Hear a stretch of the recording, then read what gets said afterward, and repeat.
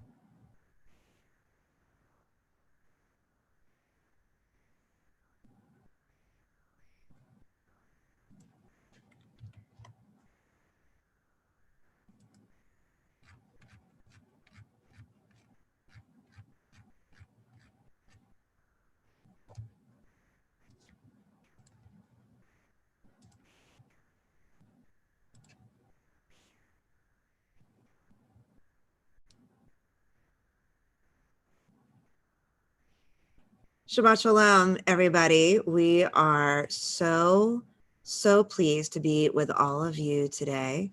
Every Shabbat is special, but this is a particularly special Shabbat as we celebrate our confirmands and are now 11th graders, but when they started, they were 10th graders who spent a year studying what it means to think about and believe in or question God. So today's service is going to be different than a typical Shabbat morning service, though I do want to say that the link for the prayer book is in the chat on Zoom, or if you're with us on Facebook, in the comments, there is a link to our flip book.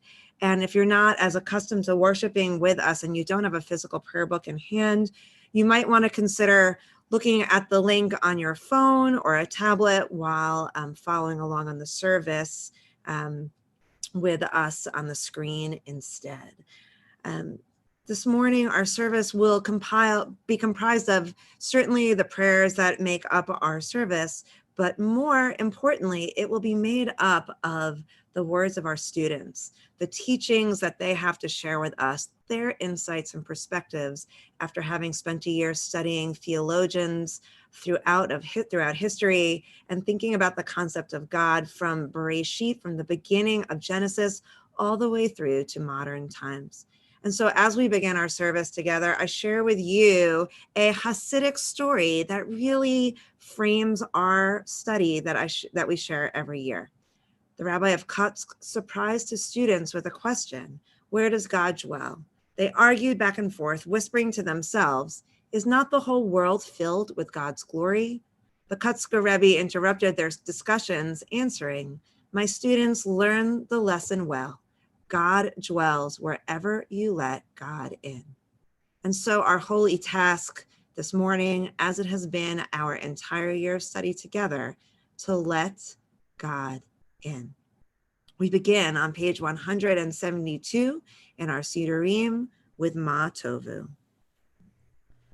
Ma Tovu Alecha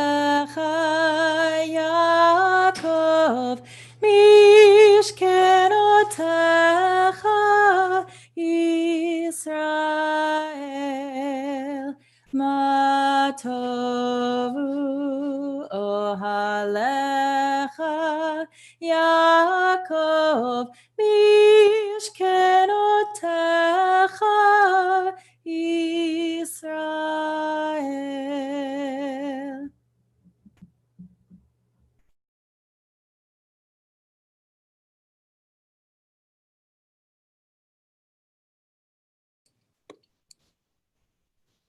This year, although cut short, focused on trying to define God, learning the ideas of God through the eyes of not only my peers, but different Jewish philosophers has expanded my idea of what God is. Many philosophers have influenced my thinking. In the eyes of Maimonides, we must not describe God by what God is, by what God is not. Throughout this year, most of my classmates have decided God is not an all-powerful being. If God was an all-powerful, all-knowing, all-inclusive presence, why is famine, disease, war, and inequality raging across our planet? This idea leads back to the writings of Professor Erich Fromm, a German psychologist and reformist who wrote, "Since God is an image of our higher selves, God has nothing to do with the evil in our world. It is the task of the people to eliminate evil throughout greater truth, kindness, and goodness. God has left in all the evils in the world for us, not just you and me, but the entirety of the entire human race to fight. That would mean God has nothing to do with the evil in the world, which in theory would make God all good. Nobody knows what made God put us in charge of fixing the world, but let me just tell you, we are failing miserably. The meaning of God can change as you grow older and mature. As I gain knowledge and experience, the way I see God will develop as well. If you were to ask me what I thought of God 10 years ago, I probably would have told you God is an old man with long white hair and glasses resembling Dumbledore. As I grew older and hopefully more mature, I saw my ideas of God shift into a more philosophical view.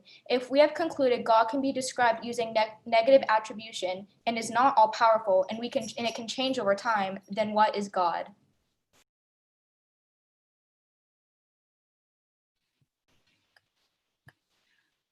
Okay, what is God?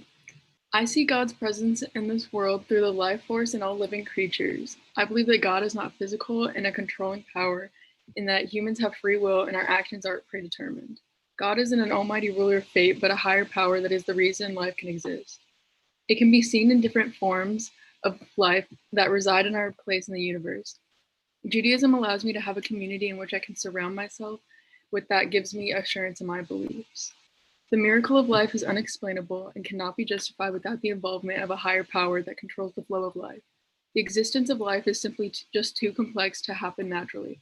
While I believe the creation of life is due to a supernatural power, the thoughts and actions are made by living beings and are purely their own volition. Nobody has a preordained future, or else there wouldn't be a reason for life to exist. While I was in Israel, I got to experience a whole new part of my culture and surround myself with the people that shared the same beliefs and morals. Our shared beliefs created a sense of community that led to a deeper connection between everyone. Despite the differences across religions, it can be agreed that Israel played a fundamental role in the formation of the three major monotheistic religions. Although my trip was cut short, I was still able to enjoy the community and the land that Israel had to offer. To me, I see God as the higher power that is responsible for the existence of life. Throughout my confirmation process, I've been able to learn more about why things are the way they are. It's given me a better understanding of my personal beliefs and has allowed me to be a part of the Jewish community. I'm grateful for all my experiences and hope to continue learning and growing.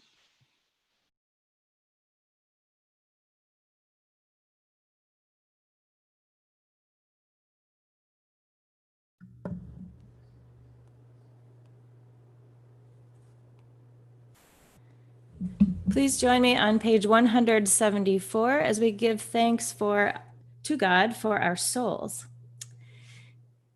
Elohai, Elohai, Neshama, Shenatata bi Tehorai. Ata verata, ata itzarta, ata nefachta bi, ve'ata mishamera, mishamra b'kirbi. Elohai, Elohai, neshama shenatata bi tehorai.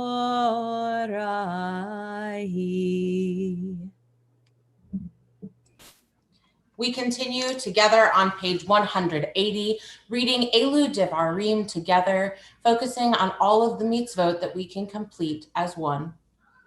These are the things that are limitless, of which a person enjoys the fruit of the world, while the principle remains in the world to come. They are honoring one's father and mother, engaging in deeds of compassion, arriving early for study morning and evening, dealing with guests, visiting the sick, providing for the wedding couple, accompanying the dead for burial, being devoted in prayer, and making peace among people. But the study of Torah encompasses them all.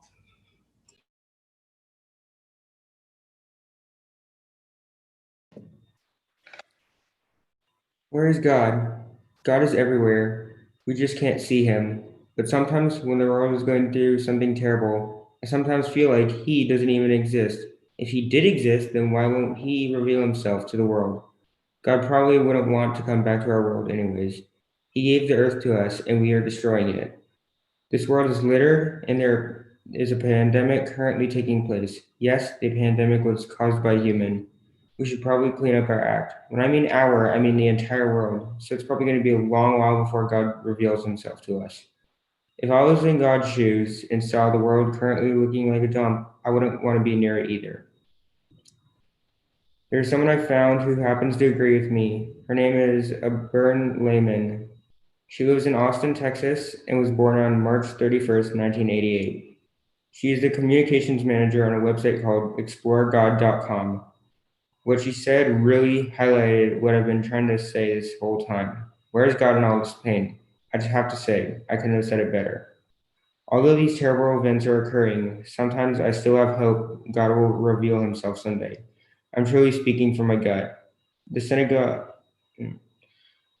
Sometimes I can feel God's presence. For example, when we are praying in the synagogue and the sun is shining through the stained glass, I can feel God looking upon us from dimensions away. So just because God might not even be in our galaxy, he is still watching from far away. Please rise for the Baruch Hu on page 195.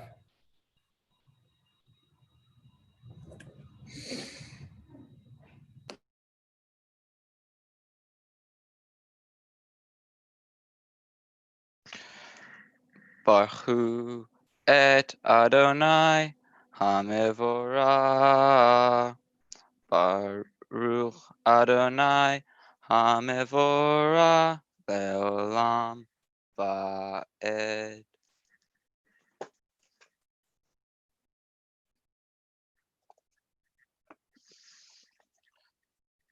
To me, God is unknown. We as humans know very little about him, and it's likely that we will never know much. My personal beliefs about God are that he is sort of like a clockmaker. God created the universe and everything in it, and then left it to run. Just like how a clockmaker makes a clock and then leaves it to run. It seems to me that God hasn't intervened much throughout history. And while, according to the Torah, he did intervene to free the Jews in Egypt, there have been many other times throughout history when large numbers of Jews have been in danger and God has done nothing. God's lack of intervention has caused the Jewish community to strengthen. Jews have had to come together during tough times to overcome things such as the Holocaust as a community. Whether this is a choice by God to strengthen the Jewish community or just a side effect of his inaction, I don't know. Regardless, my views on God have greatly influenced my view on what it means to be Jewish. I believe that the most important thing about Judaism is the culture and community which we were influenced by generations of oppression which Jews fought through together. Thank you. Please be seated.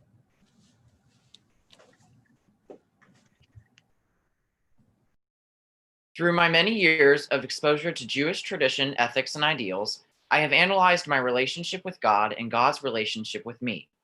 I have continuously contemplated the answer to one specific question, especially in my year of confirmation. What is God? I've struggled to find the answer for many years, even before the teachings in our confirmation class were introduced to me. My life has been a little confusing as it pertained to religion, primarily because my parents are from two different religions. My father was raised Jewish and my mother was raised Roman Catholic. Finding answers was difficult, but surprisingly, I discovered great advice concerning Jewish ideas of God from my mother.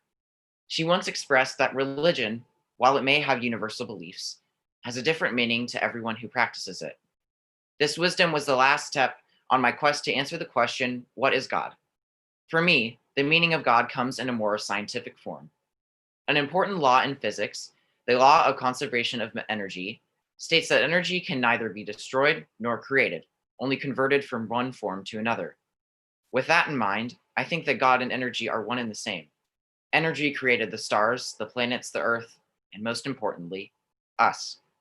The energy that we possess makes us human beings, beings capable of using their energy to enact good or evil.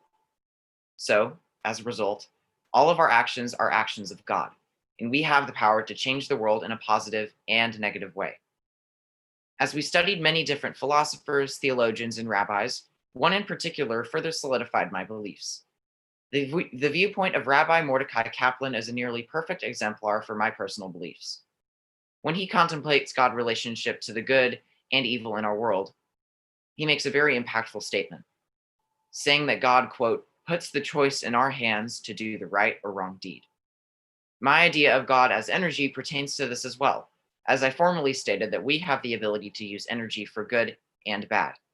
This helps me comprehend God in a much clearer light, which led me to the conclusion that if God is energy, then each of us has a part of that energy in ourselves. The Torah frequently highlights the almighty power of God, whether it be flooding the earth or parting the Red Sea. So, if we have God's energy within us, then we must have the ability to change the world for ourselves.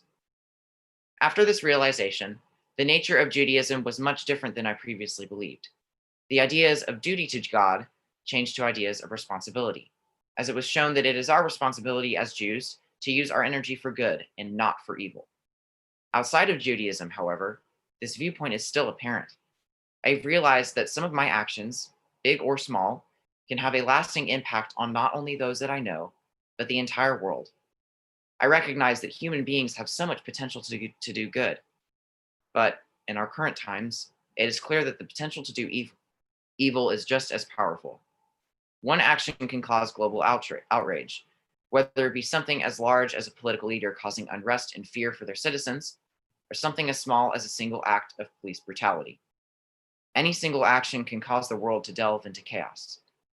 With this in mind, it is our responsibility not only as Jews, but as human beings, to use our energy for good. Though at times it may seem that our energy is insignificant, that is far from the truth. One word, one action, one decision can change the course of human history as we know it. Once we recognize that God's energy is and has always been within us and use that energy for the good of humanity, perhaps the messianic age that the Torah details will finally become our reality. Baruch atah Adonai, Yotzeri Ham-Orot. Blessed are you, Adonai, creator of all heavenly lights. O God, inspiration and guide for all, you have spoken in 1,000 tongues for us to hear. In every land, in every age, your children have heard you and imagined you in separate ways. And yet, O God, you are one, unifier of humanity.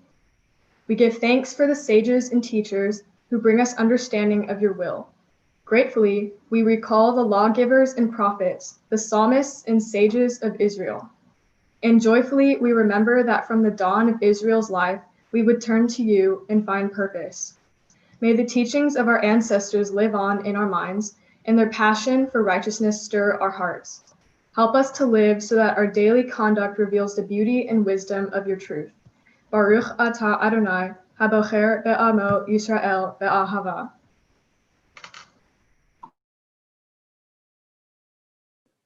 Everyone, please rise.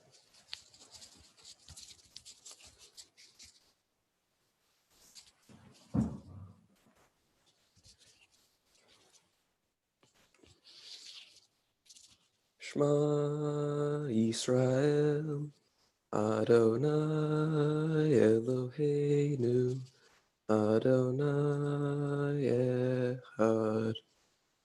Baruch Shem Kevod Malchuto Le'olam Va'ed.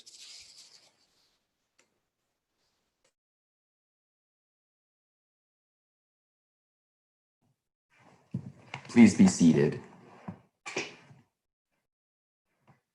Ve'ahavta et Adonai Elohecha bechol levavcha uvechol nafshecha uvechol meodecha ve'hayu hadvarim ha'ele asher anochi metzavecha hayom al levavecha ve'shinantam levanecha ve'dibarta bam Beshivtecha bevetecha uvlechtecha vadera uvshochbecha uvkumecha ukshartam leot al yadecha vehayu etotafot beinenecha uchtaftam al mezuzot beitecha uvisharecha leman tizkeru va'asitem et kol mitzvotai V'yatem kedoshim le'Elohechem. Ani Adonai Elohechem. Asher chotzeiti etchem me'eretz Mitzrayim lihiot lachem le'Elohim. Ani Adonai Elohechem. Emet.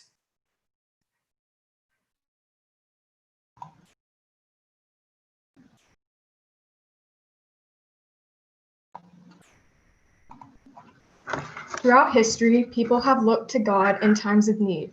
If God is an omniscient, commanding being, then why does unnecessary suffering still occur?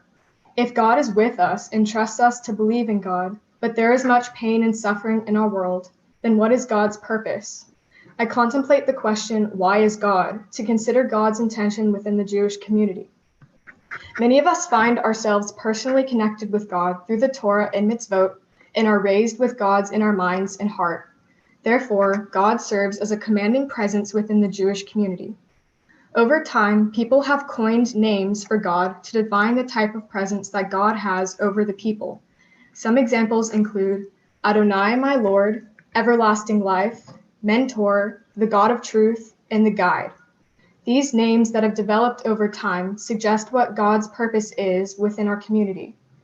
However, even with God as our everlasting influencer and teacher, there is still so much hate and destruction in our society. God's purpose in our world is not to control humanity like how a puppet master controls their puppets, but to guide humanity. I like to compare God's presence to a democratic system of government. The president is elected by the people. Similarly, the people choose to trust and believe in God. As a metaphorical president, God cannot take full control of life as we know it. It is up to the people and the president to work hand in hand to ensure that the country is prosperous, because God does not have the means to make this world a utopia. According to the philosopher Milton Steinberg, God is limited in power and cannot control life. Because these things happen for a reason in our universe, and reality is true. Additionally, the philosopher strongly believes that God and the people work together to bring forth order and continuity into the world. We can draw similarities between his ideology and my example of the president and the people of a democracy. Steinberg's ideals help me to further understand God by expressing God's role within our community. Because God's purpose is as a teacher, I can understand that we cannot rely solely on God to do humanity's bidding. Instead, we must work towards the well-being of our society with God's guidance. The people and God, as discussed by Steinberg, must work together towards peace and prosperity. God's power and influence simply isn't enough. In addition to studying Steinberg's ideals, confirmation has added to my idea of what role I play within the Jewish community. By learning the many different perspectives of God from Jewish philosophers over time, I incorporated new ideas of what being Jewish means to me. Being Jewish means that I believe God is the people's everlasting leader with limited power. Being Jewish also means that we are connected in our own personal way with God, and that we trust God's presence upon our world. Additionally, we have an understanding that certain things happen for a reason and that many things are out of God's control. Throughout this year in confirmation, I have learned that the world is extremely vast, with multitudinous ideals and beliefs. Before this year, I had a small perception of how I can connect with God on a personal level. However, with the help of confirmation and the ideals of Jewish philosophers, I have discovered that my role is to work towards being in the image of God and working towards success with God as my guide. Please turn to page 204. Mi chamocha bailim Adonai, mi kamocha nedar b'kodesh, norot tehilot osef eleh, shira chadasha shibchu geulim, לשמחה שפת הים, יחד כולם הודו, והמליכו ואמרו, אדוני ימלוך לעולם ועד. צור ישראל, קומה בעזרת ישראל, ופדחנו ממך, יהודה וישראל. גאלנו אדוני צבאות שמו, קדוש ישראל. ברוך אתה אדוני, God Israel.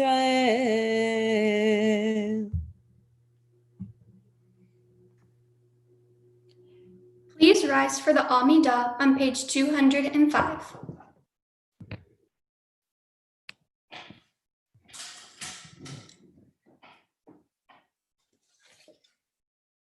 Adonai sefatai tiftach ufi yagid tehilatecha. Adonai, open up my lips that my mouth may declare your praise. Baruch atah Adonai, Eloheinu v'Elohei avotenu v'imotenu, Elohei Abraham, Elohei Yitzhak, v'Elohei Yaakov, Elohei Sarah, Elohei Rivka, Elohei Rachel, v'Elohei Leah, Ha'el Hagadol Hagibor v'Hanora, El Elyon, Gomel Hasadim Tovim, V'Konei Hakol, V'Zocher Hasdei Avot V'Imahot, Umevi Geula Livnei V'Nehem, Lema'an Shemo Be'ahavach, Melech Hozer U'Moshiach U'Magen, Baruch atah Adonai, Magen Avraham V'Ezrat Sarah.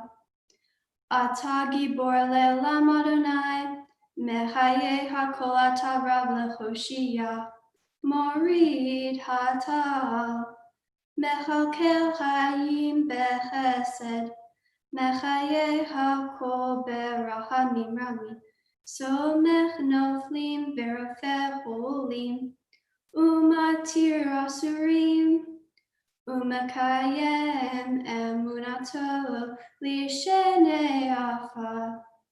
Micha mocha ba'al gevurot umidamela. Melech memit umechaye umatzmiach Yeshua. V'ne'eman ata lahachayot hakol. Baruch ata Adonai mechaye hakol. נקדש את שמך בעולם, כשם שמקדישים אותו בשמי מרום, ככתוב על יד נביאך, וקרא זה אל זה ואמר, קדוש, קדוש, קדוש, אדוני צבאות, מלוך כל הארץ כבודו. adirenu, Adonai Adonenu ma'adir shimecha bechol haaretz. Baruch kevod Adonai mimkomo. Echad hu Eloheinu, hu Avinu hu Malkeinu, hu Moshienu vehu Yashmienu, berachamav le'nei kol chai.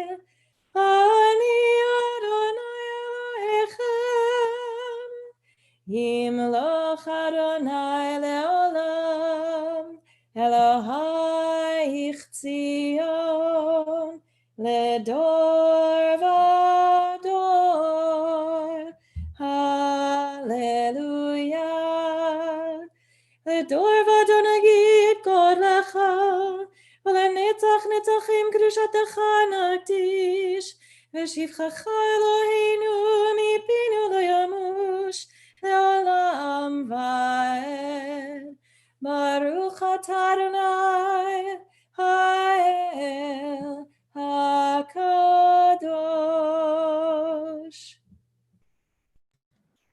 Please be seated as we continue with Vishamru on page 210. We praise God for the gift of rest and rejuvenation that Shabbat provides. Veshamru b'nei Yisrael et ha-Shabbat, לעשות את השבת לדורותם ברית עולם. ביני ובין בני ישראל, אותי לעולם, אותי לעולם. ושמרו בני ישראל את השבת, לעשות את השבת לדורותם ברית עולם. כי ששת ימים עשה אדוני את השמיים ואת הארץ, ושמרו בני ישראל את השבת, לעשות את השבת לדורותם ברית עולם. וביום השביעי שבת וינפש, שבת וינפש, שבת וינפש, ושמרו בני ישראל את השבת, לעשות את השבת לדורותם ברית עולם.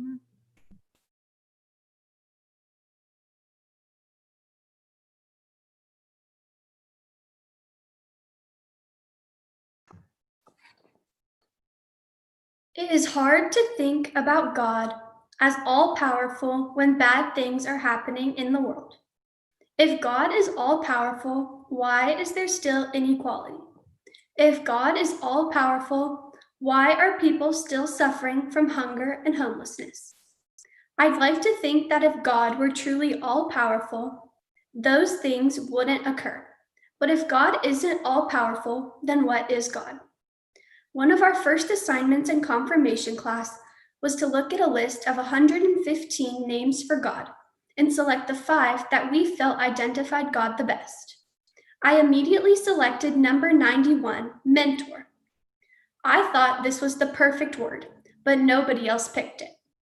It wasn't until several weeks later that I was introduced to someone who felt God was a mentor like I do. Rabbi Mordecai Kaplan was an author, educator, and founder of the Reconstructionist movement. Born in 1881, he immigrated to the United States at the age of 9 from Lithuania. He practiced as an Orthodox rabbi, taught at the Hebrew University in Jerusalem, and founded the Society for the Advancement of Judaism, which later became the Jewish Reconstructionist Foundation in 1935. Rabbi Kaplan also established the first Jewish center in New York City in hopes of bringing together Jews of various backgrounds for religious and cultural activities, and is also credited with establishing the first educational and recreational summer camps for Jewish youth. In addition to all of his achievements, Rabbi Kaplan also spent time studying the relationship between God and the Jewish people.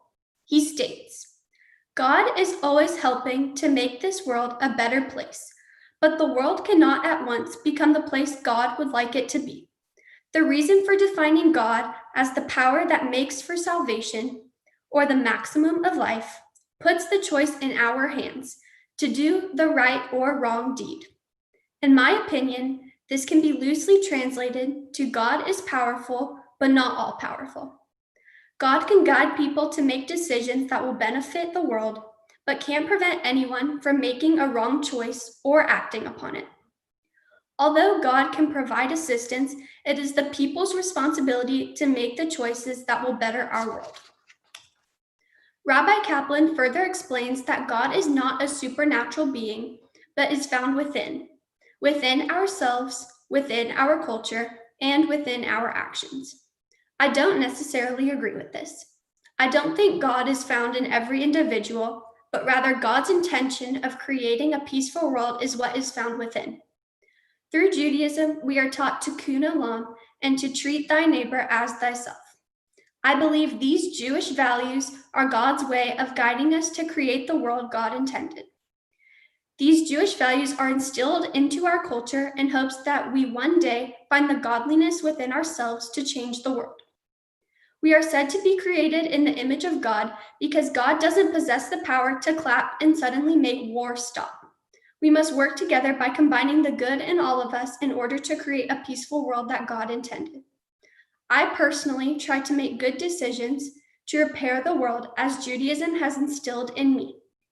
To me, this includes choosing to spend time volunteering on weekends as opposed to going to the mall with friends, or choosing to respect all people regardless of their background, culture, or opinions, even if I don't necessarily agree with them.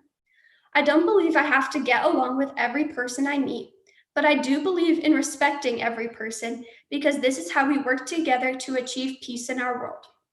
So this brings us back to the question, what is God? God is our mentor and teacher who guides us in making choices that will change our world for the better. Going back to the questions at the beginning, I now realize that in order to end inequality, hunger, and homelessness, we all need to find the godliness within ourselves to turn the peaceful world we all dream of into a reality.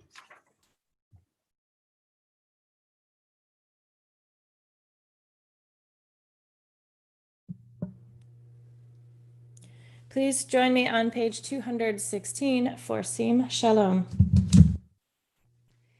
Sim, sim, sim, shalom, sim, sim, sim, shalom, sim, sim, sim, shalom, tova uveracha. Sim, sim, sim, shalom, sim, sim, sim, shalom, sim, sim, sim, shalom, tova uveracha. Ya la la la la la, ya la la, ya la la la la la, ya la la, ya la la la la la, ya la la, ya la la, ya la la la la. Sim, sim, sim, shalom, sim, sim. Sim, shalom, sim, sim, sim, shalom, tova uveracha.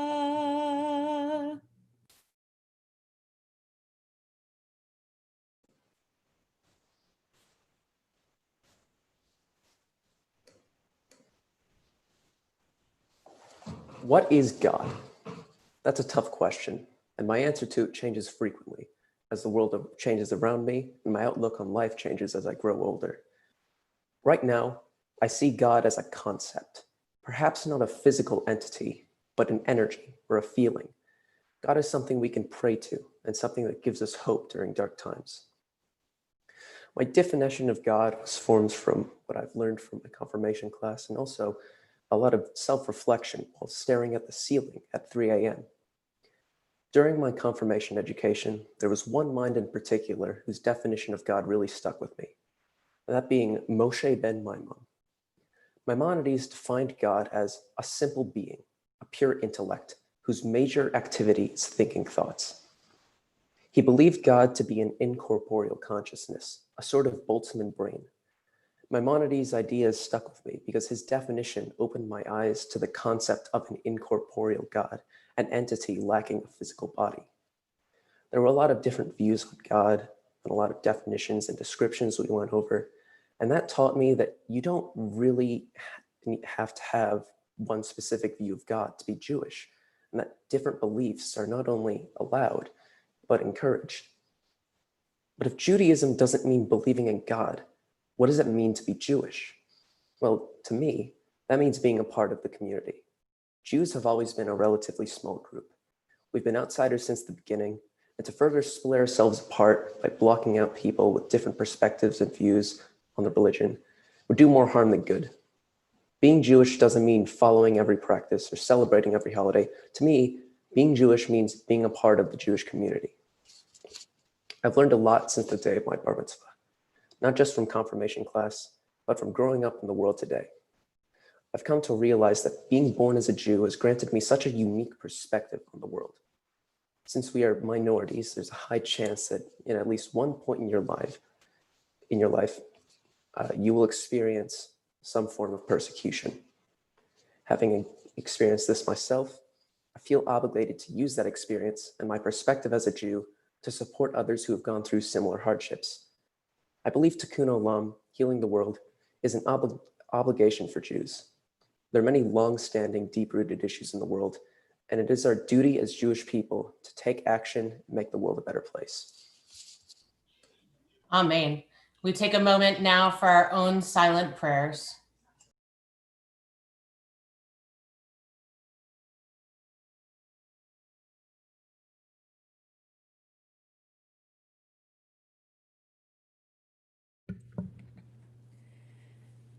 Aseh shalom b'mramav, uyaseh shalom aleinu ve'al kol Yisrael, ve'imru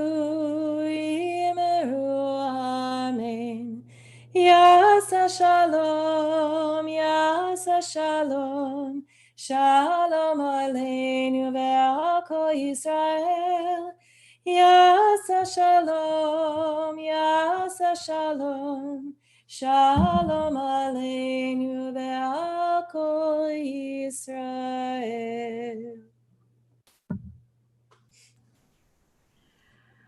So now we begin our Torah service, which of course looks different than You could come right now. Thank you. Well, we were going to have some silent prayer and then I was like, what? Okay, never mind. Sorry.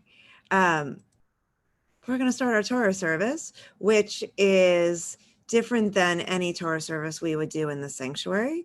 And of course, different from other confirmation Torah services from past years. Nevertheless, it will be revelatory. So this morning we share in a special reading, placing this moment in the context of confirmation. And then we get to hear our confirmands share in their confirmation pledge. For those of you who are part of our confirmation class and their parents, you know that everyone was able to come in and share the pledge themselves in front of the Torah, in front of the Bima, holding Torah in front of the open ark. And so as we prepare to read Torah this morning, we feel proud and inspired by the study and commitment of these students. So we're going to pull up a screen share and share in that introduction.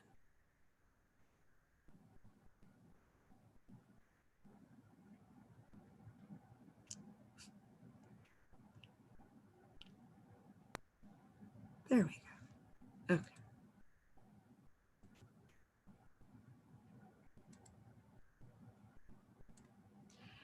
Today, with our confirmands present, we recreate the moment when our ancestors stood at Mount Sinai so many generations ago. We celebrate them as they dedicate themselves to the covenant created between God and the Jewish people in the holy place. In every generation, we, the Jewish people, must see ourselves as direct recipients of God's Torah. Each of us must know that the Torah was given not only to our ancestors, but to us as well. Parents, I invite you to read with us. Our children, we too have received our Judaism from our parents and teachers. We now pass it on to you for you to pass on to the coming generations in an endless cycle so that Judaism can live on forever. Now let us work together for the betterment of our world, a time of peace for all peoples. Receive Torah in the presence of Sinai. I consecrate my life to my people and to my people's faith. As a Jew, I inherit 4,000 years of history. I accept my ancient heritage as a commitment to continue the Jewish way of life. I confirm my belief in Judaism and vow throughout my life to fulfill the ideals of what it means to be a good Jew and a good human being. Shema Yisrael, Adonai Eloheinu, Adonai Echad. Hear, O Israel, Adonai is our God, Adonai is one. And with that, we prepare ourselves to share in this week's Torah portion. This week we read from Parshat Shoftim, meaning Judges. The Torah portion talks about the Israelites needing to set up courts within their communities and talks a lot about justice and having a just society. It's my pleasure to invite Madison Bookman to do the Torah blessings, and Jake Lauderstein will read from chapter 16, verse 18 to 20. And then Gabe Lynch is going to read the English translation. So Madison, and the Torah blessings are on page 250.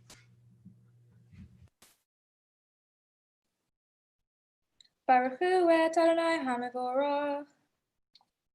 Baruch Adonai HaMevorach Le'olam Va'ed. Baruch Adonai HaMevorach Le'olam Va'ed.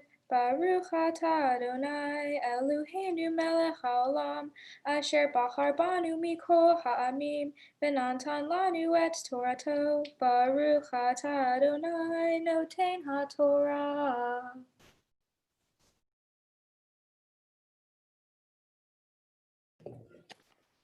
Shoftim v'shotrim taten lecha bechol sha'arecha asher Adonai Elohecha noten lecha lishvatecha v'shavtu et ha'am mishpat tzedek. Lo tateh mishpat lo takir panim v'lo tikach shohad ki hashohad ya'aver ene chachamim v'zalech divrei tzadekim. Tzedek tzedek tirdof lama'an tichya ve'yarasha et ha'aretz asher Adonai Elohecha noten lach.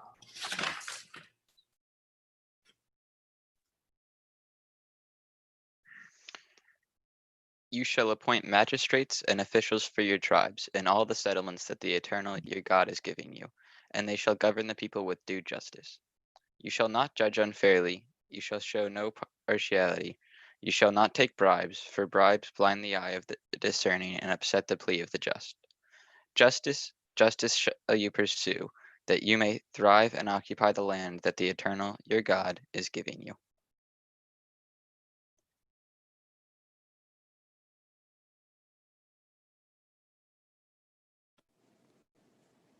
The one question that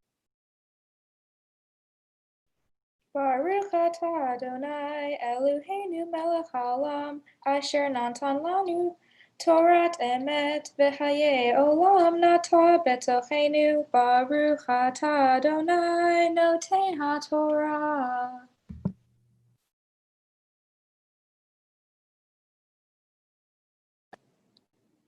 The one question that speaks to me the most is, where is God? There are many different people who have tried to answer this question. According to the 16th century mystical thinker Isaac Luria, God pulled back from humanity and the world in order to make the physical world possible. If he did not do this, then there would not have been any room for anything or anyone else on the earth. Luria claimed that this was God self-limiting. Milton Steinberg, a 20th century thinker, claimed that God self-limits in order to give humans free will. An even more modern thinker, Dr. Eugene Borowitz, states that something about God is hidden from humanity out of necessity. Borowitz also claims that the experiences of everyday life teach humans how to live among the jumble of the known and the unknown. I like Professor Erich Fromm's definition of God to answer the question of where God is. He describes that God stands for the highest value. God is an image of a person's highest self. He sets an example of who people should become. However, even after reading many thinkers' views on where God is, I'm still not able to come up with a satisfactory response. I feel as if I would have been able to answer this question when I was younger, but now, during these times, I find myself unable to. The idea of a self-limiting God doesn't seem good enough. I find myself wondering, where is God? Why isn't he stopping what is going on right now? Why are thousands and thousands of people dying? Why do so many families have to lose their loved ones? Why is there so much prejudice in the world? While some thinkers claim that God is not responsible for the evil actions of humans, I wonder why he doesn't stop them. I get Luria's view about God giving us space so that we will have free will, but would it hurt to intervene once in a while so that thousands of unnecessary deaths don't occur? In conclusion, I have no answer to the question, where is God? I don't think that any of the ideas from the thinkers connect to my idea of what it means to be Jewish. The different thinkers all discuss God, but when I think about being Jewish, I always think about volunteering and helping others, not necessarily God. The process of thinking, journaling, and discussing God over the year during confirmation class made me ask more questions, especially about why the world is the way it is. It has deepened my views about how my place in the world is to help others.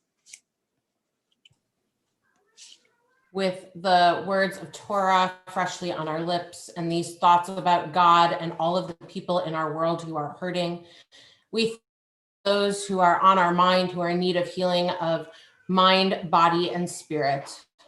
Those who are impacted by COVID, whether that be physically or in terms of their health or emotionally.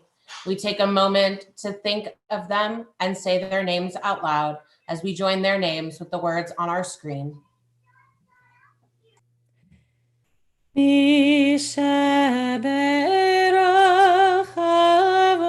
Avotenu Mekor habracha limotenu. May the source of strength, who bless the ones before us, help us find the courage to make our lives a blessing, and let us say, Amen. Misheberach imotenu Mekor habracha lavotenu.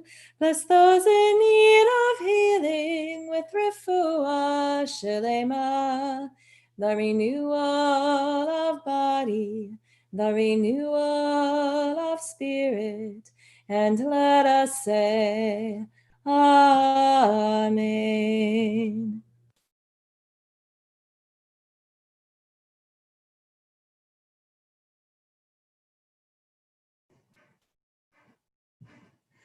What is God? It's a question I've asked and been asked many times, but never had to answer. And truthfully, I don't really have an answer. In the beginning of the year, we were given an exercise in which we had to describe God not by what he is, but by what he's not. And the single most repeated thing that almost everyone in the room had written down is all-powerful. I'll come back to this in a moment. Let's get back to the question, what is God? I've never seen God. I've never heard God. I've never touched God. And that really got me thinking, what if God isn't a being or even a presence at all? What if God is just an idea or a symbol of what we want to become? Erich Fromm, a German philosopher born in 1920, states that God is the image of our higher self. He says that God stands for the greatest good that a person can achieve. About the exercise I mentioned earlier, almost everybody agreed that God is not all-powerful. They say God is all good, so if he truly is all-powerful, there should be no more evil in the world, but that simply isn't the case. So either God has a really twisted sense of humor, or he's simply unassociated with the evil in our world. Fromm's ideas also line up with that statement. He says that since God is an image of our higher self, of the greater good, God has nothing to do with the evil in our world. It's up to the people, not God, to eliminate evil through what Fromm describes as greater truth, kindness, and goodness, the principles that God represents. While thinking about and discussing God over the last year has definitely helped me shape my beliefs, the question is still far from answered. What is God?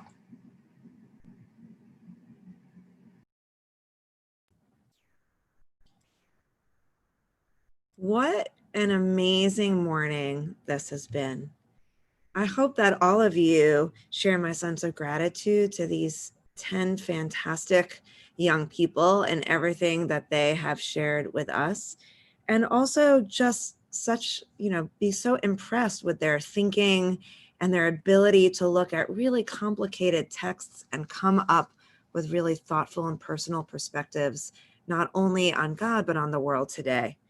Every year we study a wide variety of theologians, thinkers, so that our students get a chance to really explore what God could mean to different Jews at different times in the world. And every year, depending on what's going on in the world, our students definitely lean towards some philosophers or others. So of course, understandably, most of our confirmands really are grappling with the world that we're living in right now, and the challenges that we face as individuals and the challenges that exist in our community and the world. And to be able to recognize that there's so much that seems beyond our control, but to still be willing to be engaged with what God is an amazing sense of gratitude for what the future of our Jewish community brings. So, of course, each child focused on a speaker or a thinker that was important to them. But the thing that I think they all had in common was the willingness to be part of this ancient process of struggling, of being in dialogue and debate, and not necessarily knowing exactly what the answers are. That is what being Jewish is all about. Struggling and in dialogue, but also being committed to the community and to that sense of debate that keeps Judaism so vibrant and alive. So I want to especially thank our confirmands for their patience and their flexibility, their willingness to see all of this through way past the time when we were supposed to be done with confirmation, and to the families who also supported our process and were flexible as we figured out a confirmation experience that was different than one we've ever had before, and maybe than we'll ever have again. But I know that I can speak for Cantor Berlin and Rabbi Jurgen and all of Temple Beth-El when we say how incredibly proud we are of all of these amazing now 11th graders, and know that the future of our congregation and on Judaism is in good hands with their intellect, their passion, and their creativity. One of the things we do at Temple Beth-El is we recognize the many, many decades of confirmands that have celebrated their commitment to Judaism in our own congregation. Temple Beth-El is almost 150 years old, and we have a special ceremony where we add another link in the chain connecting one generation to the next. We're now going to share a pre-recorded ceremony with all of you.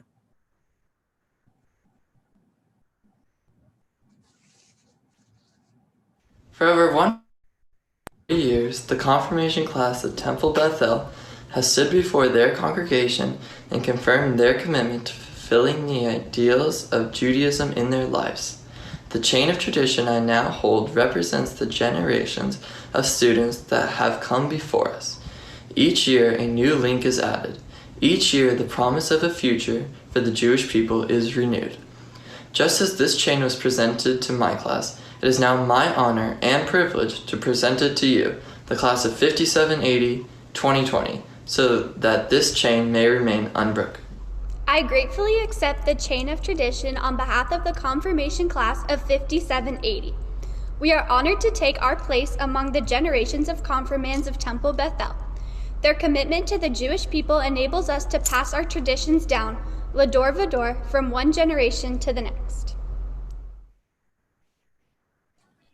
So as our confirmands came to Temple and pre-recorded the blessing, we gave them their books and certificates ahead of time, but we still want to recognize them and announce them.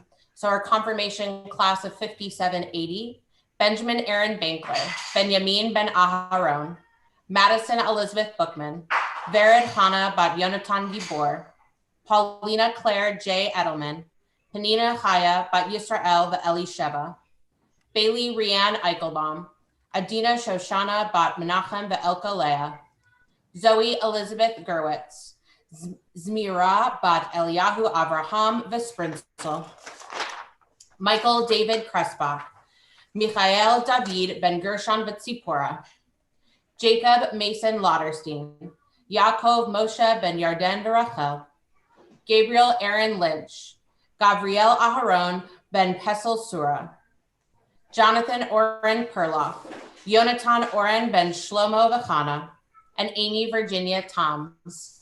Mazel tov to our class of 5780. We continue now with Aleinu, which is on page 283. And if you are able, I invite you to please rise.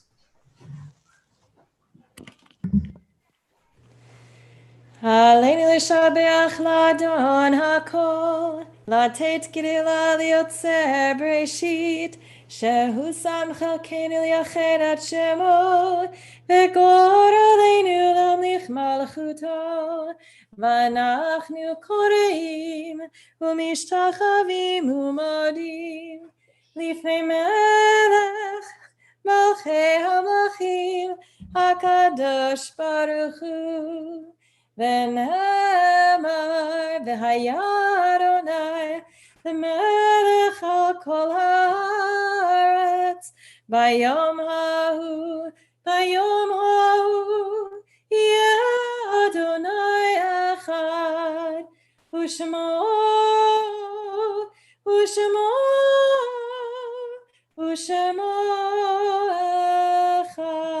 אחד.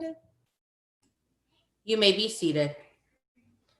As we turn to page 289 for our memorial meditation, we note with sadness the death of Laura Richmond, mother of John and Gail Richmond, Steve and Stephanie Richmond, Clay and Tori Richmond, grandmother of Sean and Lauren, Dylan and Leah Richmond, Hannah Richmond and David Rodriguez, Wyatt Richmond and Nina Doan, Scotty Richmond, Charlie Richmond, and Gabby Richmond, and great-grandmother of Wesley Richmond, Claire Richmond, and Laurel Richmond.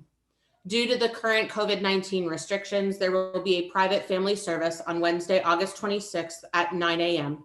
A live streaming link will be available to safely view her service from her obituary page on Porter Loring's website. We also note with the death of Beatrice B. M. Chapa, mother of Freddie Chapa and Joy Cutler, Anthony Chapa and Gloria Vasquez, Annette Elia Macias, Yvette Hester, and Paul Chapa and Teresa Charles, grandmother of 9 grandchildren and great-grandmother of 5 children. Due to the current restrictions also on public gatherings, the family will hold a private service. In nature's ebb and flow, God's eternal law abides. Tears dim our vision or grief clouds our understanding, we often lose sight of God's eternal plan. Yet we know that growth and decay, life and death, all reveal a divine purpose. God, who is our support in the struggles of life, is also our hope in death. We have set God before us and shall not despair. In God's hands are the souls of all the living and the spirits of all flesh. Under God's protection we abide, and by God's love are we comforted. O life of our life, soul of our soul, cause your light to shine into our hearts and fill our spirits with abiding trust in you. Our thoughts turn now to those in our community who have died at this time in years past. As we mark their yard sites, we remember them. Cecil Ehrenstein, Anthony Arriaga, Mary Barkin, Max Belden, Max Belsky, Norman Bells, Jeanette Ackerman Burler, Julius Braveman, Lena Brown, Dorothy Doe Coben, Cohen, Stanley M. Cornell, Jerome M. Donzis, Sheila Farnett, Jack Forbes, Ralph Frapart, Major General Catherine Frost, Charlotte Garson, Regina Gernsbacher, Elsia K. Glosserman, Marco Gonzalez, Peggy Gordon, Bertha Hale, Charlotte Harris, Louis Harris, Dorothy Janko, Sydney Kempler, Ray Harris Koch, Edward Markey, Rabbi Samuel Marks, Harry Mazal, Jane Meyerson, Jeanette F. Mintz, Stella Pearl, Dr. Louis Richmond, Dorothy Roos, Robert Rosenthal, Sadie Frost Schmidt, Eleanor Seelig, Morton Sheffs, Israel Silber, Ronald Scholar, Faye Stein, Stanford Wiener, First Lieutenant Raymond Lewis, Alice J. Wolf, and Adriana Garza Zimmerman. To these names, we add those who've died in the past month, whose families are in a mourning period of Shloshim. We remember Estelle Prissy Kaufman, Jean Croft, and Nellie Ambrose. We also think of those who died this past week, whose families are in a mourning period of Shiva. We remember Ruth Susser Shapira, mother of Janet and Joe Westheimer and Jay and Phyllis Shapira, Michael Westheimer and Elaine Wolf, Julie and Steve Bank, Jeffrey and Nicole Westheimer, Gwen and Greg Lorber, Beth Shapira, Jay Shapira Jr., and Leslie Shapira. Great-grandmother of Max Westheimer, Preston Westheimer, Dylan Westheimer, Justin Westheimer, Reuben Bank, Asher Bank, Simon Bank, Delilah Bank, and Ari Lorber. Kalman Lowe, husband of Delmira Lowe. Michael Edwin Kahn, cousin of Candy and Buddy Gardner. Marlene Gregory, cousin of Jerry Gregory. At this moment of celebration, our confirmands and their families also remember a number of family and friends. We remember Martha Bookman, Philip Bookman, Jesus Lopez, Magdalena Lopez, Leonard Edelman, Yolanda Edelman, Pauline Vittis, Robert Vittis, Milton Eichelbaum, Pauline Abe Gerson, Miriam Gerson, Harriet K., Irving K., Max Sherman, Rose Sherman, Bertha Gitlin, Stanley Gottlieb, Zelma Gottlieb, Andrew Gerwitz, Anna Gerwitz, Ray Fried Gerwitz, Ruth Jean Gerwitz, Sam Gerwitz, Mackie Siegel Jacobs, Marvin Kress, Pauline Gerwitz Kress, Sydney Schwartz, Alan Siegel, Ethel Siegel, Marilyn Siegel, and Philip Siegel, Dorothy Kressbach, Howard Kressbach, and Gail Modelson, Herb Lauderstein, Lorraine Lauderstein, Fred Reisberg, Hetty Reisberg, and Marvin Yaron, William Hyman, Evelyn Koenig, Walter Koenig, Jane Lynch, and Philip Lynch, Margaret Barnes, Pearl Krause, Sam Krause, David Menger, Miriam Perloff. To all of these names, we add those which are in our hearts each and every day as we rise together as one community for Kaddish Yatom, Mourner's Kaddish, on page 294.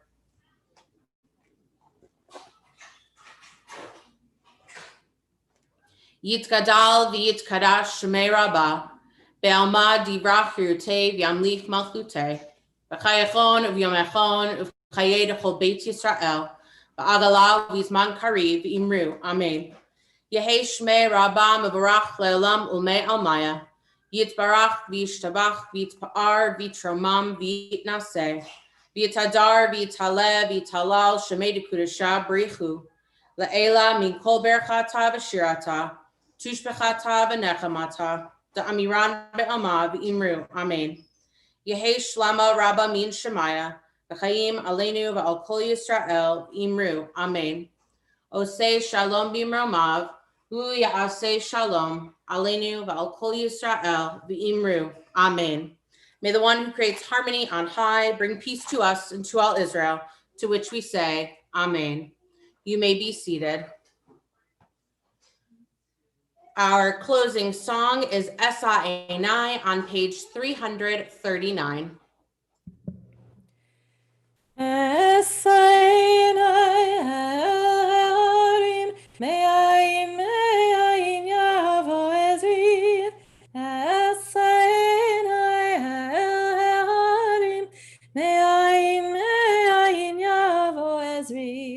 Ezri me'im Adonai, Ose shamayim ba'aretz.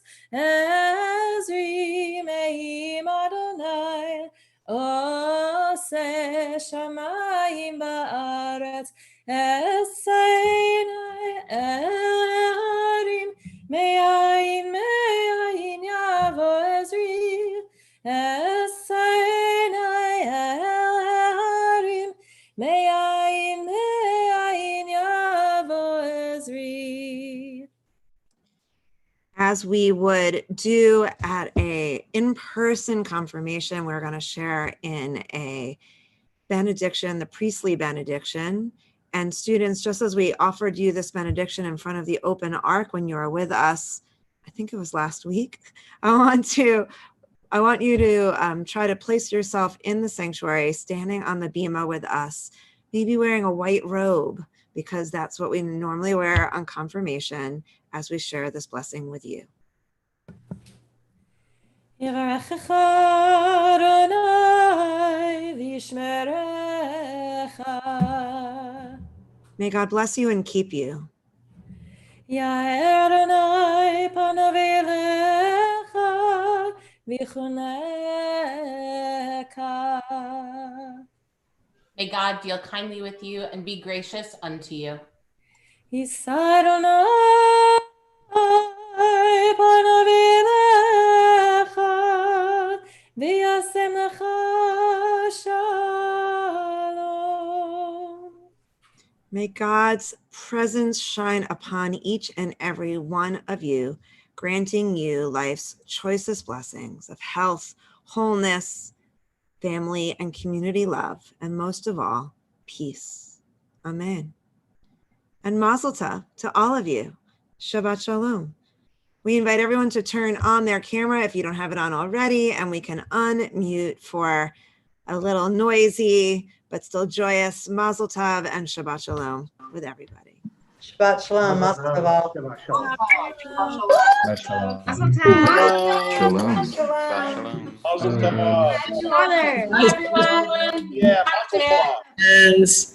Great job, everyone. Shabbat Shalom.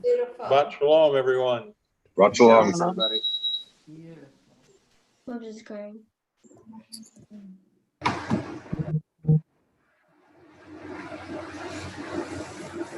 Hi, Maddie. Is that like Dad was Hi, in Rachel. Washington? Cameron. Hi, Maddie. Jake. No, that's Cameron. Cameron. Hi, darling. Okay, I think you guys are muted.